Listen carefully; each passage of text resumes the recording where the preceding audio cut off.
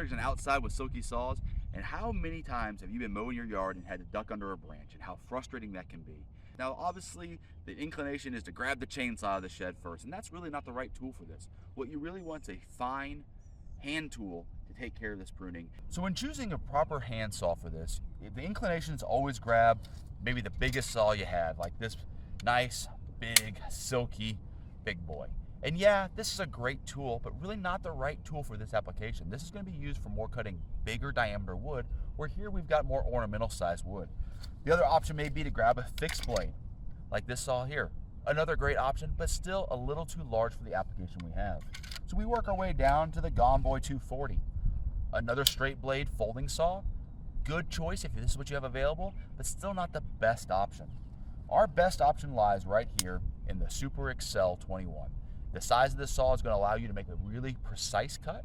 The tooth count, as well as the size of the tooth, is going to make for the right type of cut so this tree can compartmentalize the wound and not have further damage from it. We need to look at how we're going to prune this branch back. And as we can see here, we've got the end of the branch that splits into two branches. And when we're pruning a tree, we can remove this larger branch as long as we prune back to a branch that's at least half, if not 2/3 the size of the primary branch here. And that's going to allow this branch to take over the terminal end of that branch for future growth. We've chosen our tool. We've got our safety apparel we're going to put on to keep any wood chips and dust from getting in our eyes. And now we're going to look at the proper way to prune a branch with a handsaw or a chainsaw. But in this case, we're going to use our Super Excel 21 silky saw here to really prune this branch. We're going to come out from where our final cut needs to be. And our final cut is going to be back in here. So we're going to come out a ways first, and we're going to do a bottom cut, and then we're going to do a top cut directly on top of it. And that's going to allow the branch to break off. And we're going to put it aside, leaving us a short stub.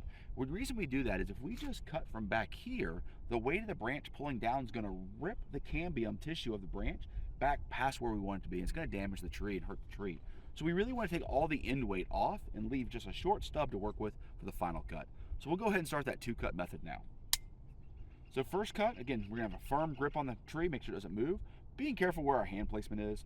We're going to go up from the bottom, about halfway, a little under halfway through. Then we're going to come directly on top, just barely out from the cut. And there, it bends over. I can stow my saw so I don't cut myself, put it in my back pocket. And I can easily just kind of twist this branch off. And you can see here, if we had made this our final cut, this ripping actually is what was damage and what we want to prevent. So we're going to pull that off. And now I've got my stub here. We're going to discard the end of the branch. And now I can handle just the end here. And for the end, what we're going to do is we're going to find this ridge here. And this is the branch collar and the branch bark ridge. Where this branch bark ridge is where the two branches come together. They form a little bit of a ridge, like a mountain range. We're going to find where this ridge is at, and we're going to cut a straight line perpendicular from that, preventing the slightest amount of damage possible. Now I can't fit my saw in this way, so we're going to come up from underneath.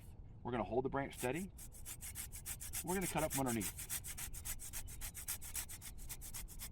Now as I get close, I want to be careful not to go too far so I don't damage the other side. And you can see here when I'm finished, I've got my branch bark ridge still intact. I've got a straight cut through, and I have now reduced the long side of this branch, leaving this branch out. I can now get under this branch, and I can continue mowing my lawn without getting hit in the head. Join us for our next video to see how we continue to remove this branch all the way back if that's the problem you have to solve.